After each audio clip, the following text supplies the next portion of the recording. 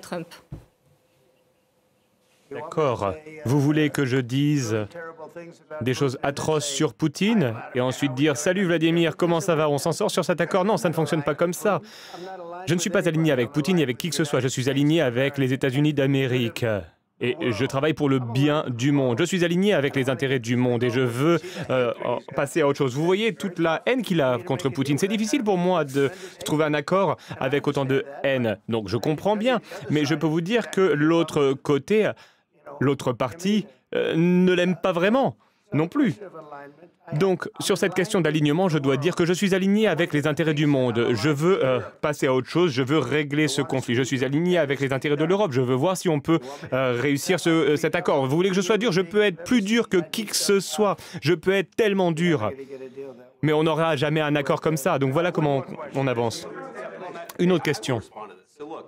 Oui, j'aimerais réagir. Pendant 4 ans, les États-Unis d'Amérique ont eu un président qui a organisé des conférences de presse et qui a parlé en des termes durs sur Vladimir Poutine. Et Vladimir Poutine a envahi l'Ukraine et a pris une partie du pays. Le chemin vers la paix et la prospérité consiste à s'engager avec la diplomatie. Nous avons essayé la technique de Biden de taper un petit peu sur son torse et dire que les mots étaient plus importants. Mais ce qui fait des États-Unis un bon pays, c'est que les États-Unis travaillent par voie diplomatique. Voilà ce que fait le président Trump.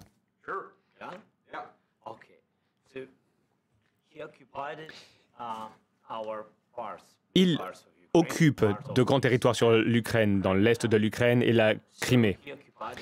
Vladimir Poutine a envahi la Crimée en 2014. Pendant de nombreuses années, donc je ne parle pas que de Biden, mais il y avait Obama, le président Obama, puis le président Trump, puis le président Biden, à nouveau le président Trump. Et nous espérons que le président Trump arrêtera cette guerre. Mais en 2014, personne n'a arrêté Poutine. Il a tout simplement occupé la Crimée. Il a tué des personnes, vous savez. En 2015, en 2014. Mais je n'étais pas là. Oui, mais en 2014 jusqu'à 2022, la situation était la même. C'est-à-dire qu'il y a des personnes qui sont mortes. Personne ne l'a arrêté.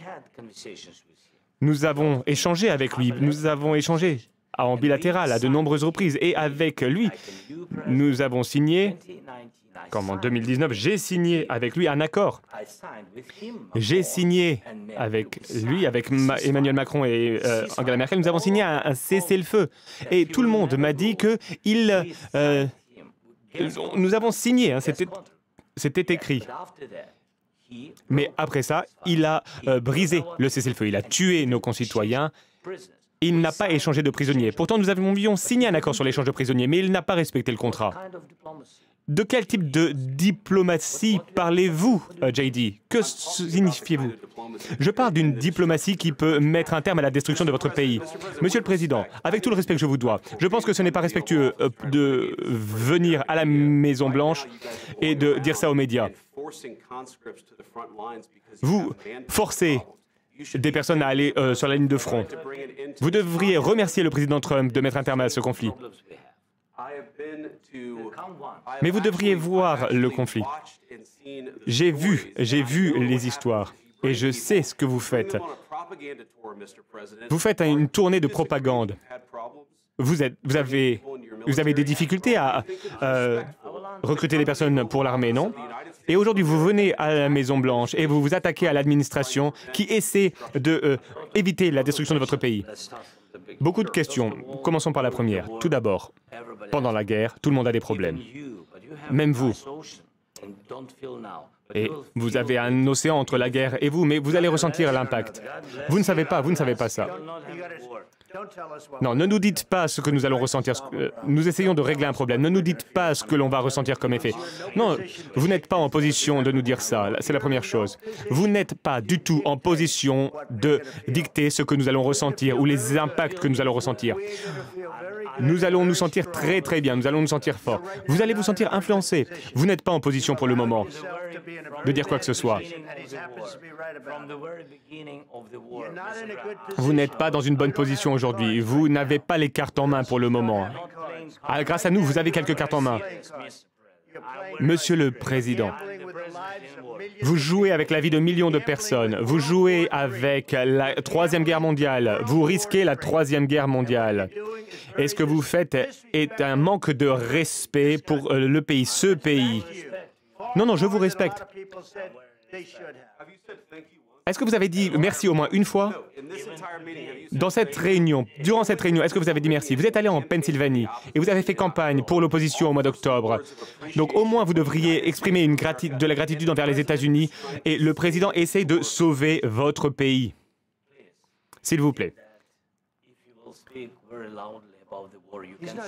Si vous parlez fort de la guerre, il ne parle pas fort. Il ne parle pas fort. Votre pays est en très grande difficulté. Est-ce que je peux parler? Non, non, non, non, vous ne parlez pas. Votre pays est en difficulté. Oui, je le sais. Vous ne gagnez pas. Vous ne gagnez pas. Vous avez une chance de vous en sortir grâce à nous. Monsieur le Président, nous sommes forts dans notre pays. Depuis le début de la guerre, nous avons été seuls et nous sommes reconnaissants. Vous n'avez pas été seul. Vous n'avez pas été seul. Nous vous avons donné 350 milliards de dollars. Nous vous avons donné de l'équipement militaire. Vos équipes sont courageuses. Mais si vous n'aviez pas notre équipement militaire, si vous n'aviez pas notre matériel militaire, cette guerre se serait terminée en 2 semaines. En quelques jours, oui, je l'ai entendu de la part de Poutine, en 3 jours. Peut-être moins, en 2 semaines. Eh bien oui, ça va être vraiment très difficile de faire des affaires comme ça. Vous devriez au moins dire merci. J'ai dit merci à de nombreuses reprises au peuple américain. Mais il y a un désaccord. Et il va falloir régler ces désaccords, ces différends, avant de parler et de dire des mensonges aux médias américains. Mais je pense qu'il est bon pour les Américains de voir ce qui se passe. Je pense que c'est très important. C'est pourquoi cet entretien dure aussi longtemps. Vous devez être reconnaissant. Vous n'avez pas les cartes en main. Vos concitoyens meurent, vous manquez de soldats, vous avez de moins en moins de soldats. Ce serait... Et ensuite vous nous dites, « Oh, je ne veux pas de cessez-le-feu, je ne veux pas de cessez-le-feu. Je veux continuer, je veux faire ci, je veux faire ça. » Si vous pouviez avoir un cessez-le-feu aujourd'hui, eh bien il faudrait le prendre afin qu'il y ait plus de morts. Oui, évidemment que nous voulons un terme à la guerre. Mais vous dites que vous ne voulez pas de cessez-le-feu. Moi, je veux un cessez-le-feu. Parce que vous aurez un cessez-le-feu plus vite qu'un accord. Mais demandez l'avis de notre population sur un cessez-le-feu. C'est Biden qui n'est pas très intelligent. C'était avec Obama. Mais c'était votre président. C'était avec Obama qui vous a donné les... moi, je vous ai donné les Javelin pour vous attaquer à ces tanks. Obama vous a donné pratiquement rien. Moi, j'ai donné des missiles. Et vous devez être plus reconnaissant. Parce que je peux vous dire que vous n'avez pas les cartes en main. Avec nous, vous avez des cartes. Mais sans nous, vous n'avez aucune carte en main. L'accord va être difficile à signer. Parce que les attitudes ont changé. Et si la Russie rompt le cessez-le-feu? Qu'allez-vous faire s'il y a une violation de la part de la Russie du cessez-le-feu? Qu'entendez-vous? Elle demande qu'est-ce qui va se passer si la Russie rompt le cessez-le-feu. Oui, ben, et si une bombe vous tombe sur la tête maintenant? Et s'il viole le cessez-le-feu? Ils l'ont violé avec Biden parce qu'il ne le respectait pas. Il me respecte, il respectait Obama. Je vais vous dire une chose, c'est que Poutine a traversé beaucoup de choses avec moi. Il y a eu une fausse chasse aux sorcières où il y avait toute cette histoire sur la Russie, l'influence russe sur mon élection. Il y a eu toutes ces arnaques avec Biden, avec Hillary, avec Adam Schiff. Il a traversé ça avec moi. Il a traversé tout cela. Et nous n'avons pas fini en guerre. Il a traversé tout ça. Il a été accusé de beaucoup de choses, mais il n'avait rien à voir avec tout cela. Nous avons vu l'affaire de Hunter Biden. C'était vraiment terrible tout ce qui s'est passé. Ensuite, on a parlé de l'ordinateur portable de Hunter Biden qui était rempli d'informations par la Russie, etc. Et Vladimir Poutine a été accusé de toutes ces choses alors qu'il n'avait rien fait. Tout ce que je peux dire, c'est ça.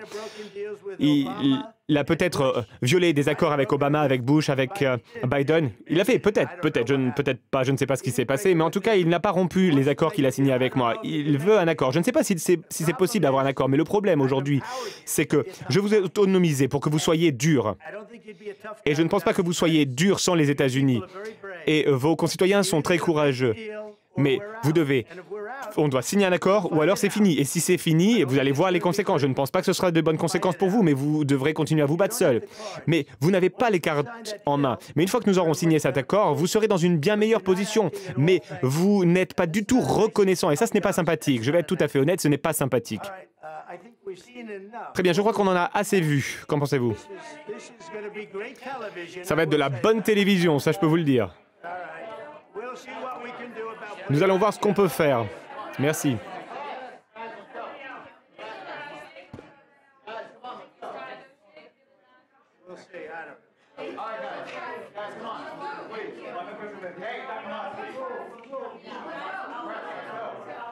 Guys, come on.